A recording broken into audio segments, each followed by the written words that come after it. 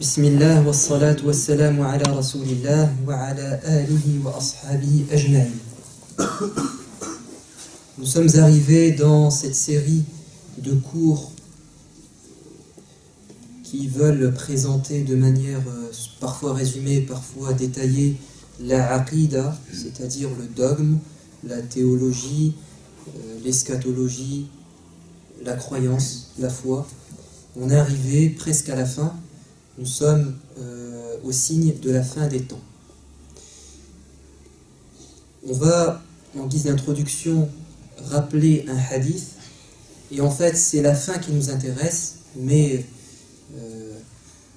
c'est un hadith qu'il convient d'aborder depuis le début parce qu'il est très intéressant.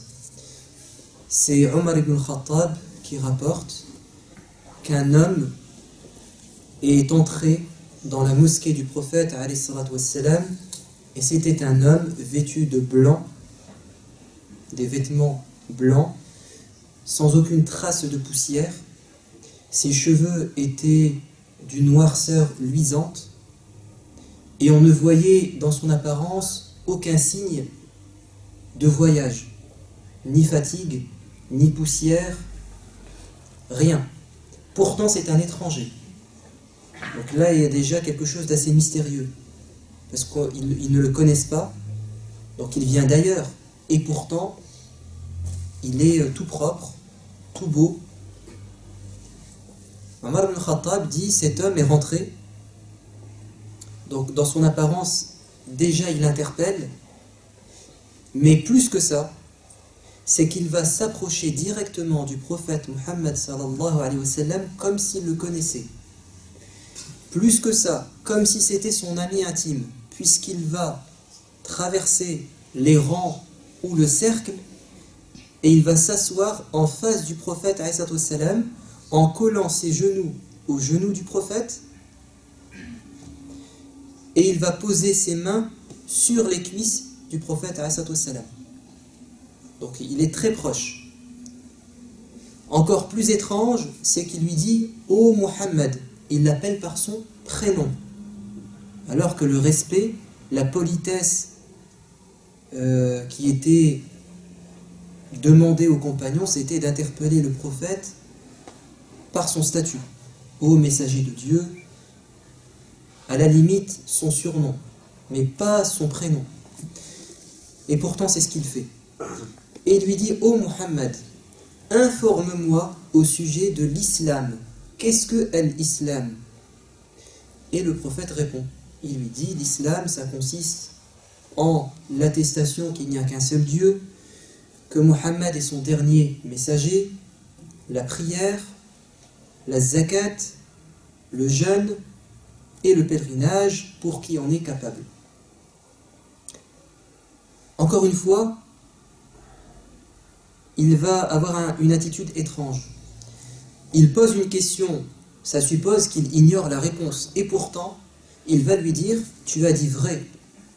C'est-à-dire qu'il vient confirmer ce qui était censé ignorer. Et Omar ibn Khattab dit, nous avons tous été étonnés de le voir confirmer ce qu'il demandait. Ensuite, il va lui dire, oh Muhammad, qu'est-ce que l'iman? Donc la foi.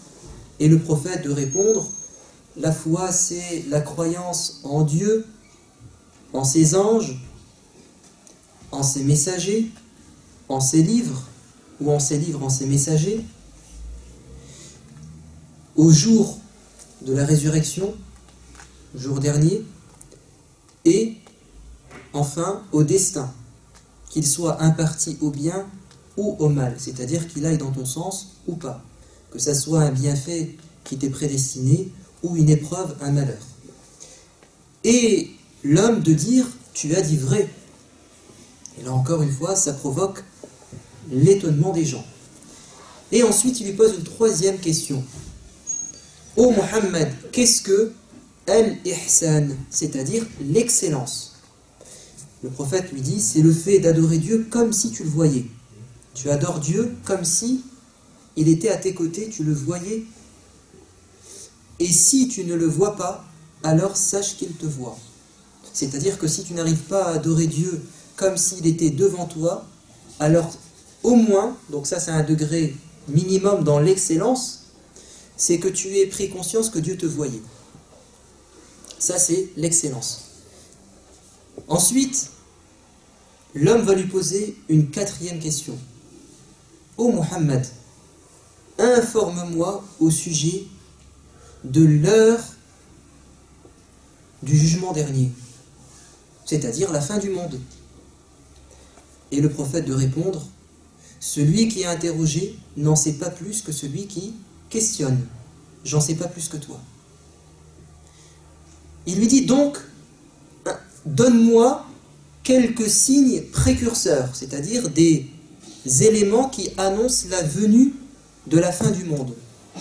Ce qu'on appelle les signes avant-coureurs, les signes annonciateurs, les signes de la fin du monde, c'est-à-dire ce qui vient avant et qui nous dit que ça, c'est imminent.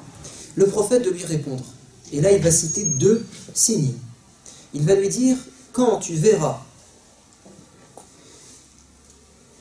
les serviteurs, quand tu verras la servante enfanter sa maîtresse, on expliquera ce que ça peut signifier.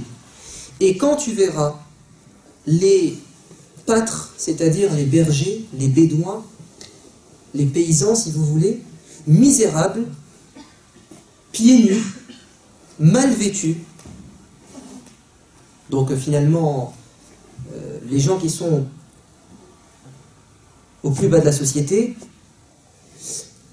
se faire la concurrence, rivaliser dans l'édification, la construction des hautes demeures ou des immeubles, si vous voulez. Voilà 2 signes. S'ils se produisent, sache que l'heure est bientôt arrivée. Est bientôt arrivée. L'homme s'en va.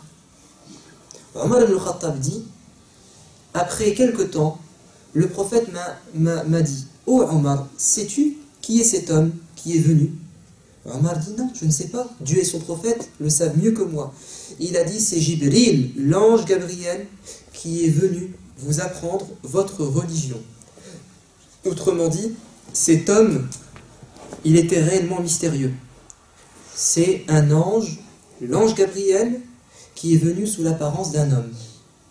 Dans quel objectif? Dans l'objectif d'enseigner, non pas au prophète, puisque le prophète connaissait les réponses, non pas pour qu'il apprenne, il connaissait les réponses, mais pour que les spectateurs assistent à une mise en scène dont ils vont tirer des enseignements.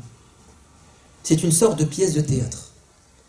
Donc si ce hadith, qui est l'un des hadiths les plus beaux et les plus riches en enseignements, il nous a été transmis sous cette manière théâtrale, c'est que, comme vous le voyez, l'art a beaucoup de place dans notre religion.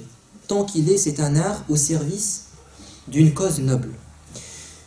Ce qui nous intéresse dans ce hadith, c'est la dernière partie. Bon, déjà vous avez remarqué que les 3 premières questions font référence aux 3 niveaux de religion.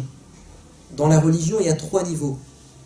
Il y a ce qui relève du culte, ce qu'on accomplit par les membres, par le corps, c'est-à-dire l'islam. Ce sont des obligations corporelles. Vous avez un niveau beaucoup plus profond et beaucoup plus élevé, c'est al-iman, la foi. Et en fait, tout doit s'imbriquer. C'est-à-dire que l'islam n'a véritablement de sens que s'il est motivé par la foi qu'on a dit. Et ensuite, le niveau le plus élevé, c'est cette spiritualité qu'on appelle al-ihsan. Et en fait, si vous voulez, vous avez 3 grandes disciplines. Vous avez l'islam, ça rassemble la jurisprudence, le fiqh, qui a trait à ce qui est les adorations en tant que telles. Et puis vous avez ce qu'on appelle la aqida, ce qu'il a dit, la foi.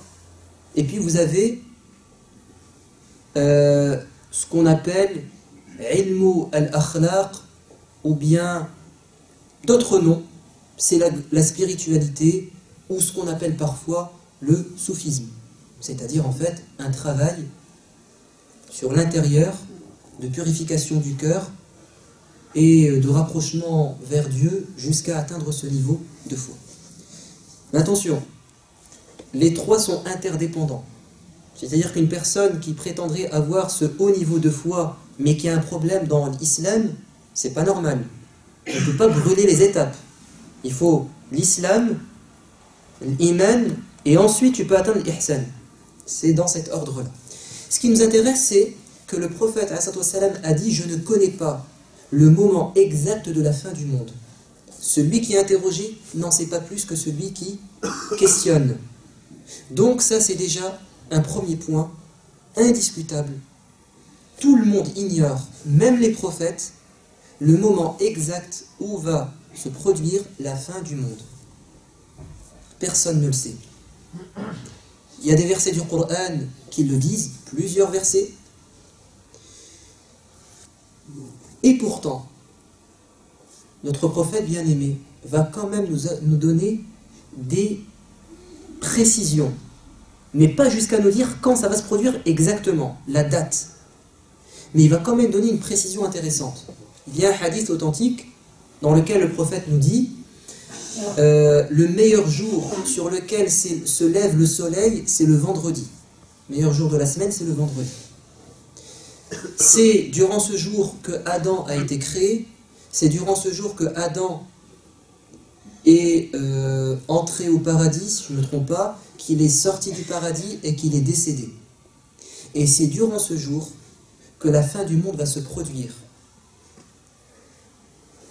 Chaque vendredi, de l'aube, c'est-à-dire le fajr, jusqu'à la levée du soleil, donc cette période d'une heure et demie, chaque vendredi, entre l'aube et la levée du soleil, tous les êtres vivants sont sur le qui-vive. Ils se demandent si la fin du monde va se réaliser. Sauf al-thaqalayn, les djinns et les êtres humains. Mais toutes les autres créatures, le vendredi, entre le fajr et le shuruq, ils ont peur. Ils se disent, est-ce que c'est maintenant la fin du monde? Donc on sait que la fin du monde, ça sera un vendredi, entre le fajr et la levée du soleil. Mais quel vendredi? On n'en sait rien. Est-ce que c'est le prochain? Celui d'après? Dans un siècle? Dans 10 000 ans?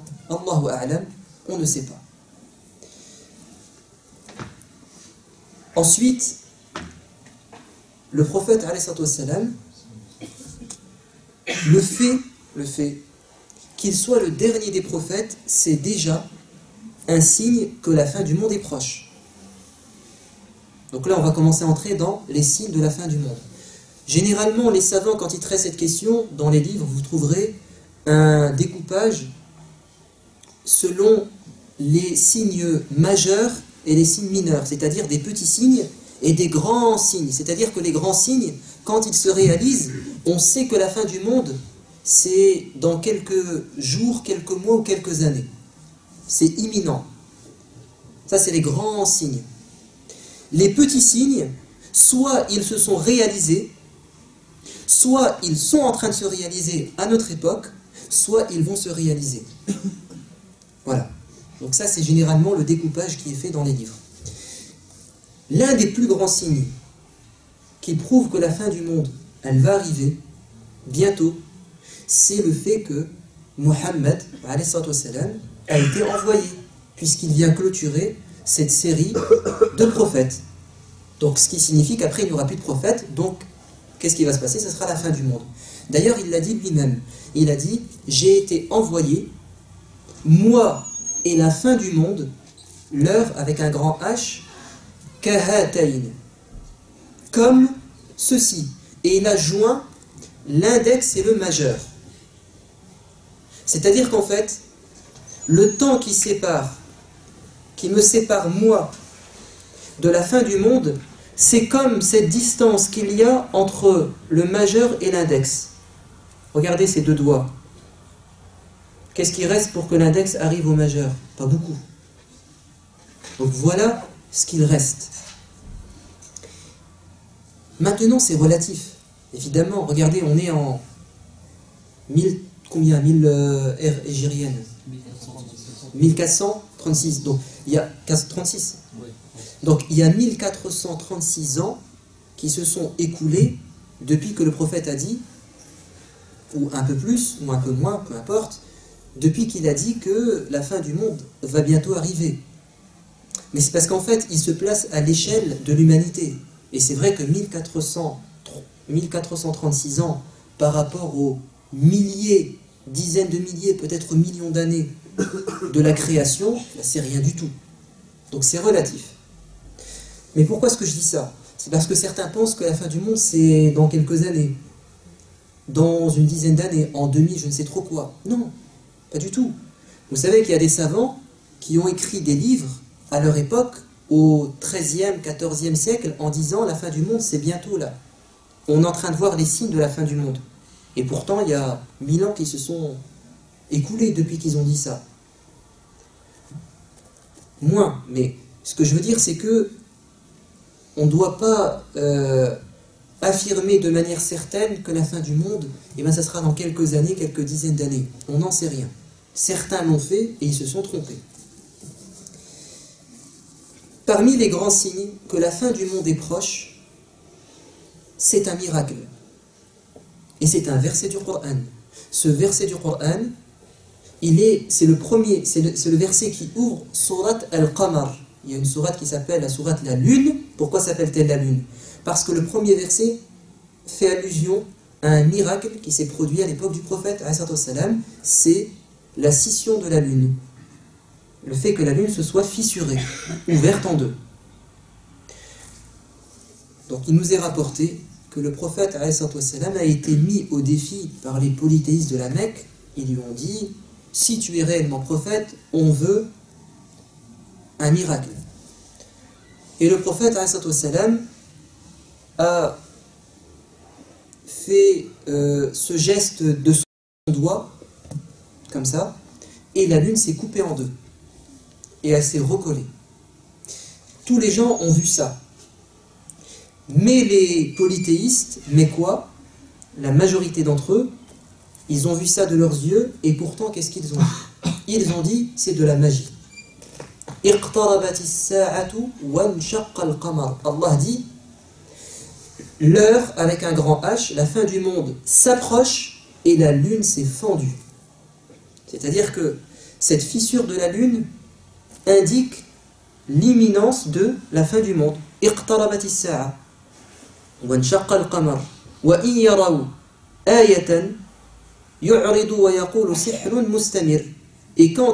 chaque fois qu'il voit un signe, un miracle, ils s'écartent, ils tournent le dos et ils disent ce n'est qu'une magie qui dure. Et qu'est-ce qu'ils ont dit? Ils ont dit c'est de la magie, tu nous as ensorcelés, tout ça c'est pas vrai.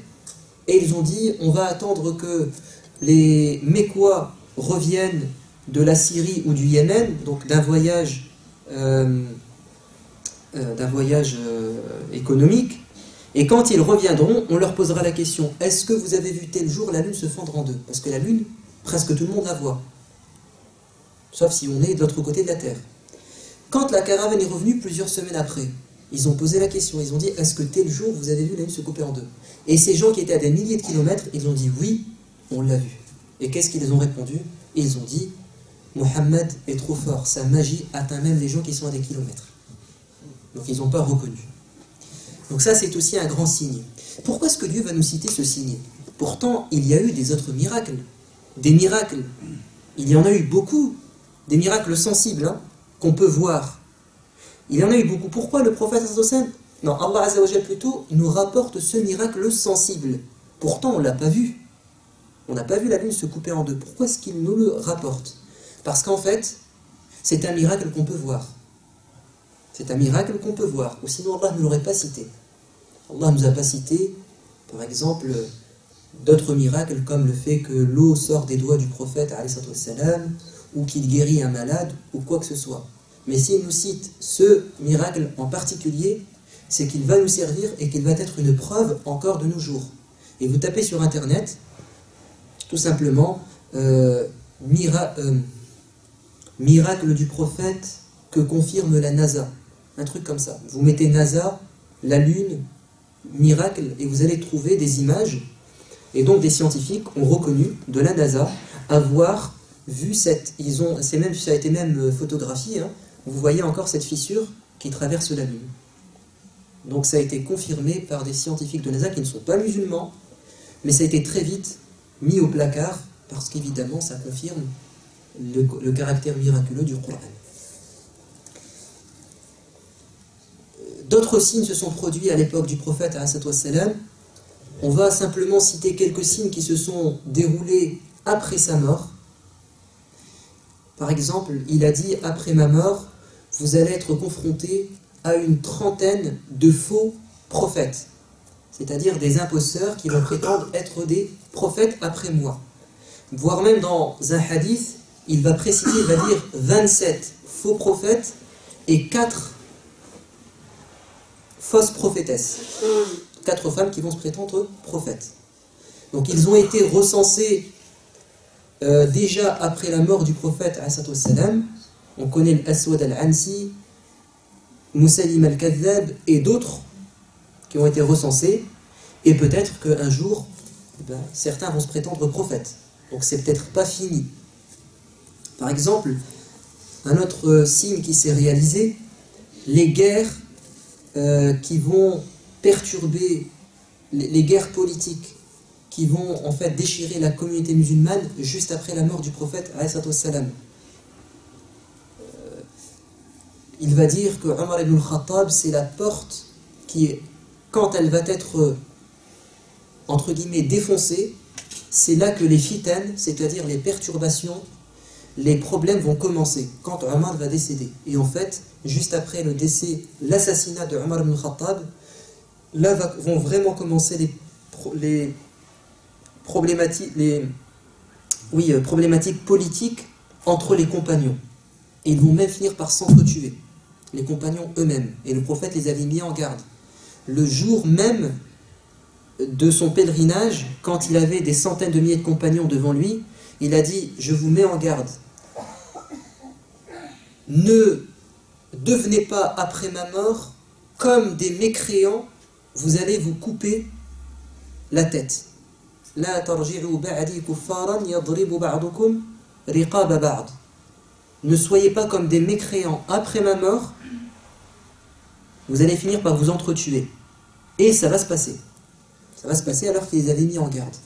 Pour plusieurs raisons. Pour plusieurs raisons. Certains étaient vraiment dans l'erreur, d'autres pensaient bien faire, d'autres se défendaient. Bref, c'est une histoire assez complexe, mais ça s'est produit et le prophète l'avait prédit. Également, le fait que la communauté musulmane va être attaquée par les Mongols. Et ça, c'est vers le 13e peut-être ou 14e siècle de l'ère chrétienne, si je ne me trompe pas. Il va y avoir une invasion des Mongols, des Tatars, qui vont déferler sur le monde musulman depuis l'Asie, parce que le monde musulman à cette époque, il y avait une partie de l'Asie qu'on appelle Khorasan. Ils vont commencer à dévaster le monde musulman par l'Asie, et ils vont avancer jusqu'à la capitale Bagdad. Et ça va évidemment faire tomber l'empire abbasside, et ils vont massacrer des musulmans innocents. Et c'était vraiment un peuple barbare, le peuple mongol. Pas que les musulmans, mais les chrétiens aussi, d'Orient, ils vont être touchés par ça, et ça va être vraiment catastrophique. D'ailleurs, un grand savant de l'époque va dire que c'est la fin du monde, parce qu'il va dire que c'est Gog et Magog.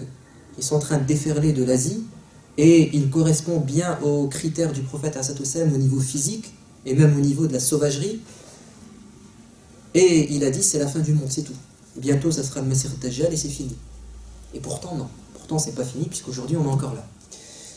Donc il va y avoir ces guerres que le prophète a, encore une fois, annoncées. Quelque chose qui est maintenant d'actualité, toujours au niveau des guerres. Le prophète, dans plusieurs hadiths, il dit qu'à la fin des temps, le meurtre ou les guerres vont se multiplier, à tel point que les femmes seront beaucoup plus nombreuses que les hommes. Il va y avoir des guerres mondiales, et les hommes vont mourir par milliers, par millions, et c'est ce qui s'est passé, en tout cas avec la Première et la Seconde Guerre mondiale. Donc ça s'est déjà produit. Est-ce que ça va se reproduire? Peut-être. Mais le meurtre va se répandre. Il y aura beaucoup, beaucoup d'hommes qui vont mourir, à tel point que, en termes de proportion, c'est un homme pour 50 femmes, si vous voulez. Tellement il va y avoir des guerres sanglantes. Il va également dire qu'à un moment donné, vers la fin du monde, le musulman passera devant un cimetière et il souhaiterait prendre la place du mort. C'est-à-dire, j'aimerais bien que ma vie en finisse, tellement il y aura de problèmes. Et ainsi de suite. L'un des hadiths aussi, qui est peut-être aussi d'actualité, c'est, vous le connaissez, vous l'avez déjà entendu, les nations ou les communautés vont s'unir contre vous et ils vont s'attaquer à vous comme on mange un plat, ou on partage un gâteau.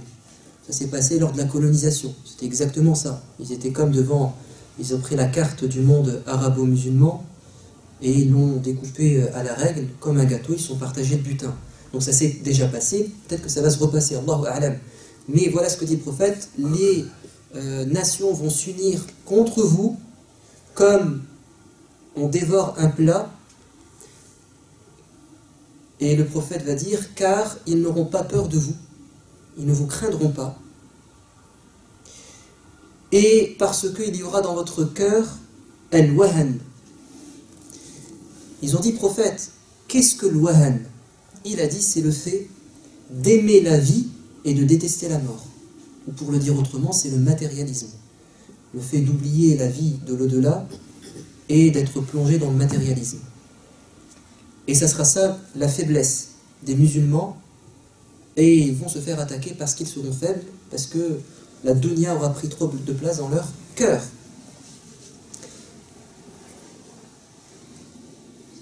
De là peut-être vient une question, c'est à entendre tous ces hadiths qui dressent en fait un tableau noir de la fin du monde. Il y a même un hadith qui fait peur, authentique, dans lequel le prophète dit « Chaque époque qui suivra sera pire que la précédente ». Autrement dit, c'est comme si le prophète traçait la courbe de l'histoire en disant que sa trajectoire, elle est descendante, c'est de pire en pire et ça sera de pire en pire. La décadence jusqu'à la fin. Il dit ça à son époque. Vous avez plein de hadiths qui vont dans ce sens. Et c'est pour ça que quand on vous dit les signes de la fin des temps, généralement, qu'est-ce que vous avez en tête? Tout va mal. Et ça, c'est pas vrai. Ça, c'est pas vrai parce qu'on a d'autres signes qui nous donnent de l'espoir et qui disent qu'il va y avoir des périodes où les musulmans seront forts, unis, voire même qu'à la fin des temps, ils seront au devant de la civilisation. Dans un hadith, il est dit, donc vous allez connaître la période des califes bien guidés. Ensuite, elle va céder place à une période de royauté. Oui. En fait, j'hésite entre une période de royauté, une période ensuite de dictature. En gros, c'est ça. En fait, il y a 4 périodes. Période de, on va dire, la période idéale, celle du prophète et des 4 califes bien guidés. Enfin, entre guillemets, parce qu'il s'est passé aussi des choses difficiles à l'époque de Uthman, de Ali. Mais disons que c'est la période de la prospérité au niveau de la religion, etc. Ensuite, une période de royauté, où il y a des rois, des dynasties en fait, de père en fils, alors que c'est pas ça en islam, on ne transmet pas le pouvoir de père en fils. Troisièmement, une période de dictature, et on dirait qu'elle est en train de se terminer, et enfin, après cette période de dictature, qui dure depuis maintenant quelques siècles, vous allez connaître une période de retour au califat. Alors, qu'est-ce que ça signifie, un retour au califat? Il ne faut pas comprendre, à mon avis, le califat comme il était au temps du prophète, parce que le monde a changé. Et en fait, le califat, ça signifie quoi? Ça signifie qu'à un moment donné, les musulmans vont s'unir et qu'il va y avoir une coopération au niveau politique, économique, et qu'ils seront unis, ils seront une force. C'est pas forcément un califat comme à l'époque du prophète, comme on voudrait nous le faire croire aujourd'hui avec Daesh et compagnie, en disant il y a un calife et tout le monde doit se rallier à moi. Pas forcément, c'est pas forcément ça. Puis vous avez des hadiths qui disent que à chaque début de siècle, alors le terme exact c'est ala, c'est kulli qarn, et le qarn en arabe c'est soit un siècle, soit en fait une génération. Donc soit on dit à la tête de chaque génération, ou à la tête de chaque siècle, au début de chaque siècle, il va y avoir mujaddid. Man yujaddidu ad-din, c'est-à-dire soit une personne ou un groupe de personnes qui vont redonner de la vivacité à la religion. C'est-à-dire qu'à un moment donné, la religion des gens, la pratique des gens commence à baisser, la religion est bafouée, transformée, on s'égare, et puis à un moment donné, chaque siècle, il y a un retour à l'islam. Et quand vous étudiez l'histoire du monde musulman, c'est vrai, c'est réel. C'est à peu près ça, à chaque siècle. Alors, c'est pas un siècle grégorien, c'est un siècle hégirien. Il ne faut pas regarder début 13e siècle, début 14e siècle. Vous n'allez peut-être pas tomber sur les bonnes personnes.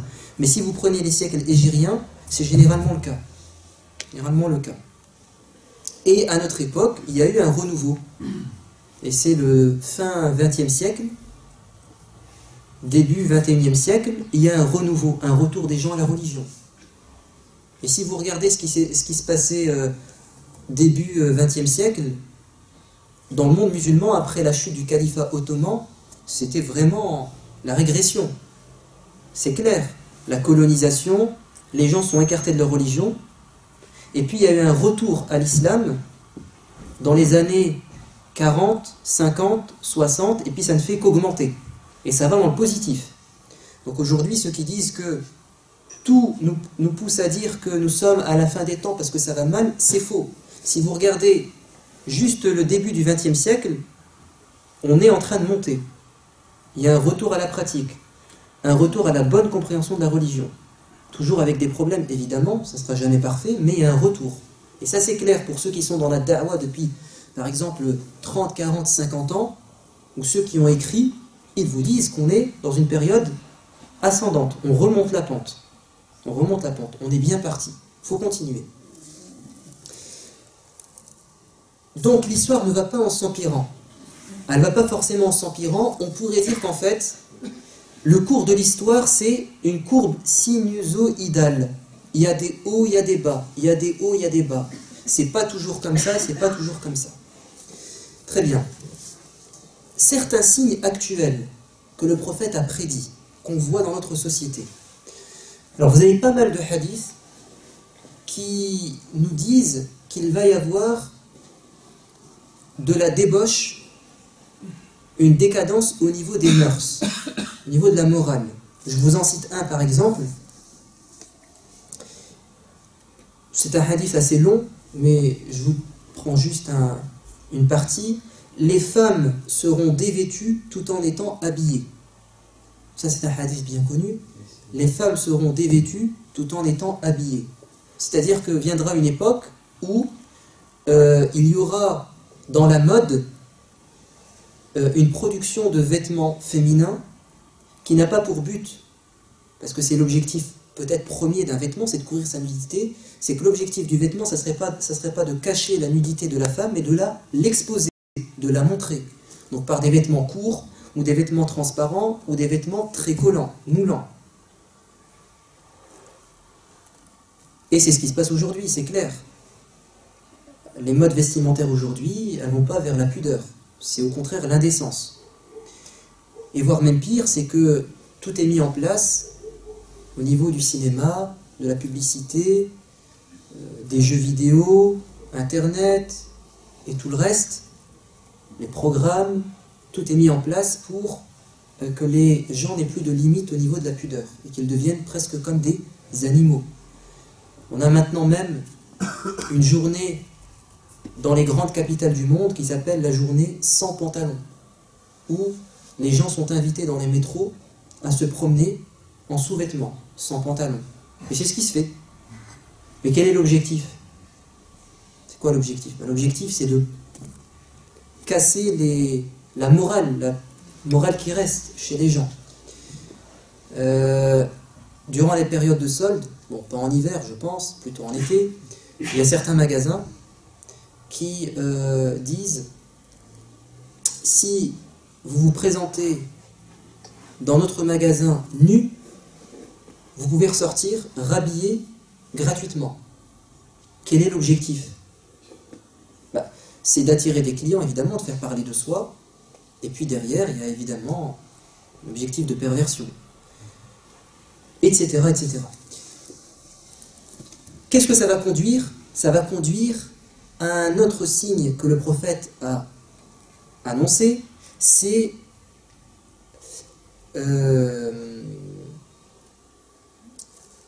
le fait que l'infidélité, l'adultère, si vous voulez, va se répandre. Il dit dans un hadith, parmi les signes de l'heure, avec un grand H, la généralisation de l'adultère, rapporté par le Bukhari. C'est-à-dire, ça sera devenu à un moment donné normal de tromper sa femme, de tromper son mari. Et aujourd'hui, comme vous le savez, c'est plus tellement très choquant. C'est même peut-être l'inverse serait choquant, de ne pas avoir eu d'autres expériences, d'autres aventures. Aujourd'hui, on en parle en sortant des blagues, on s'en vante parfois, il y a même des sites qui facilitent l'infidélité conjugale, etc. Un autre signe, et on peut, je pense, il est très vrai aujourd'hui, les incompétents au pouvoir. Donc le prophète ﷺ le dit, quand le commandement sera confié à ceux qui n'en sont pas dignes, alors attends-toi à ce que la fin du monde ait lieu. Rapporté par le Bukhari. Quand tu verras qu'au pouvoir, ce sont des gens qui ne sont pas compétents, ou alors qui ne sont pas dignes de confiance, alors sache que la fin du monde est proche. Donc c'est ce qui est en train de se passer aujourd'hui, il y a vraiment une crise au niveau politique, et puis c'est aussi un peu peut-être dû à la démocratie sans que les citoyens aient de conscience politique, c'est-à-dire que finalement on se fait manipuler et on vote pour n'importe qui, sans au préalable qu'il y ait une véritable analyse du programme de la personne ou de qui est-elle, et ça donne des gens incompétents au pouvoir. On a même eu des stars de cinéma qui sont arrivés au pouvoir, qui n'ont pas eu une formation politique, qui ne sont peut-être pas faits pour le pouvoir, mais parce que il a fait des films, il est connu, il arrive à la présidence ou sénateur aux États-Unis.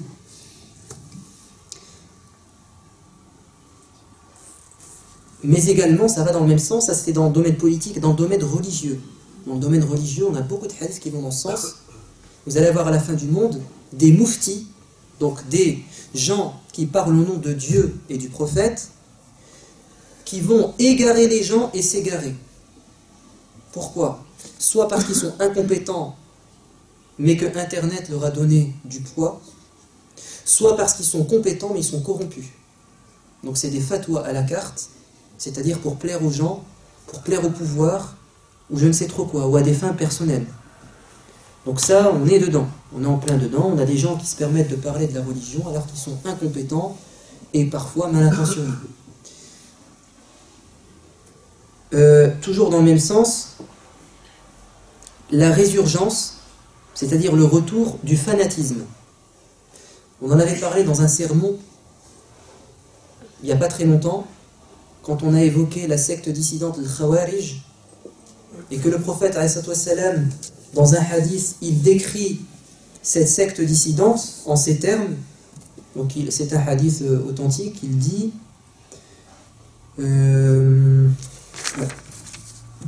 يخرج في هذه الأمة, donc va surgir de cette communauté قوم تحقرون صلاتكم مع صلاتهم, un groupe de personnes, vous allez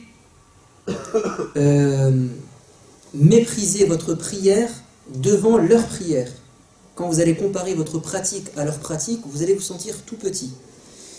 يَقْرَؤُونَ الْقُرْآنَ, ils lisent le Coran plus que vous. لَا يُجَاوِزُ حُلُوقَهُمْ أَوْ حَنَاجِرَهُمْ. Ce Coran qu'ils lisent avec assiduité, la nuit, le jour, il ne descendra pas sous leur gorge, c'est-à-dire qu'ils vont le lire sans comprendre. يَمْرُقُونَ مِنَ الدِّينِ مُرُوقَ السَّهْمِ مِنَ الرَّمِيَّةِ. Ils vont quitter la religion comme une flèche est décochée d'un arc, aussi vite que ça. D'où vient leur problème? Elle vient du fait qu'ils n'ont pas bien compris la religion. Ils pratiquent beaucoup, ce sont des gens très pratiquants, en apparence. Ils se réclament du prophète, de la sunna, mais ils ont un gros problème, c'est qu'ils ne comprennent pas la religion. Ils ne l'ont pas étudiée, mais comme ils pratiquent beaucoup, alors ils se permettent de dire des fatwas, ou d'égarer les gens, ou de les condamner, ou de les tuer, carrément. Vous allez me dire, mais ça c'était à l'époque du prophète, vous avez un hadith équivalent qui dit à la fin des temps, celui-ci, va apparaître à la fin des temps un groupe de personnes, les mêmes défauts. Ahdathul asnan, ce sont des gens jeunes. Ça c'est important. Ils sont jeunes dans leur tête et ils sont jeunes dans leur âge. Ils n'ont pas d'expérience et ils n'ont pas de recul, donc de sagesse. Sufaha'ul ahlam. Sufaha'ul ahlam, ça veut dire au niveau intelligence, c'est pas le top. En fait, ils sont bêtes. C'est des sots, des imbéciles, des faibles d'esprit. Sufaha'ul ahlam. Yaquluna min khayri qawli al-bariyya. Ils vont rapporter la parole de la meilleure des créatures. Ils vont citer des hadiths. La yujawizu imanuhum hanajirahum. Leur foi ne va pas dépasser leur gorge ou bien leur corde vocale. Yamruquna min ad-din kama yamruqu as-sahm min ar-ramiyya. Ils vont quitter l'islam ou la bonne compréhension de l'islam comme une flèche qui est décochée d'un arc. Voilà. Donc ça, on est en plein dedans avec l'actualité. Vous avez des gens dans le monde arabo-musulman qui parlent au nom de Dieu, du prophète. Ils sont jeunes pour la plupart. Ils sont sûrement très pratiquants, sûrement, mais ils ne comprennent pas leur religion. Et ils font des dégâts. Et je ne vous ai pas cité la fin du hadith parce que elle est un peu dangereuse. Parce que le hadith, il est très très dur vis-à-vis de ces gens. Mais je ne vais pas le citer parce que ça pourrait être mal pris et je pourrais passer pour quelqu'un qui incite à certaines choses. Mais j'ai fait exprès de couper ici la parole du prophète, c'est volontaire. Et ce n'est pas de la malhonnêteté intellectuelle. On peut parfois ne pas citer une parole du prophète pour éviter que les gens soient perturbés. Le prophète l'a fait lui-même, il a voulu parfois dire des choses. Alors Omar ibn Khattab a dit non, prophète, ne dis pas, ou sinon ça va avoir telle et telle conséquence. Les gens vont mal comprendre ou les gens vont délaisser certaines choses. Et il ne l'a pas fait. Abu Huraira également. Certains hadiths, il les a dit juste avant de mourir. Il a dit, je ne voulais pas les dire avant parce qu'ils auraient été mal compris. Donc je ne vais pas dire la fin du hadith.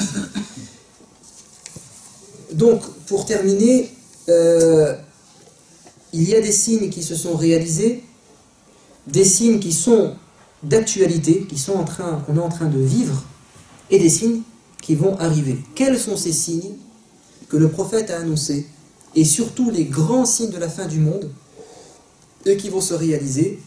Vous savez, il y en a pas mal, notamment les deux grandes épreuves que va connaître la communauté musulmane, le monde entier plutôt, c'est l'apparition de l'Antéchrist, le Masih ad-Dajjal, et le déferlement de ce peuple Ya'juj et Ma'juj, et ça fera l'objet de la prochaine intervention. Walhamdulillahi Rabbil Alamin, wassalatu wassalamu ala ashrafil mursalin.